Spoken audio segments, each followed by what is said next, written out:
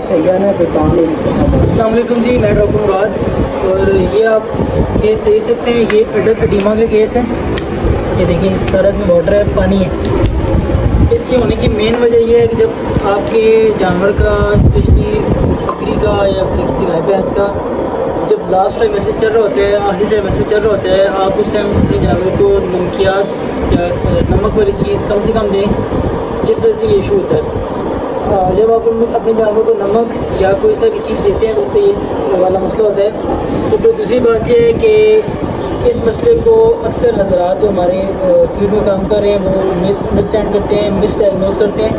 اس سے کیا ہوتا ہے کہ یہ چیز پھر زیادہ بگڑ جاتی ہے. اور کئی دفعہ ایسے ہوتا ہے کہ یہ جو تھن ہوتا ہے سلپ آف ہو کے گر جاتا ہے، اتر جاتا ہے کیونکہ اس کے اندر واٹر ہوتا ہے.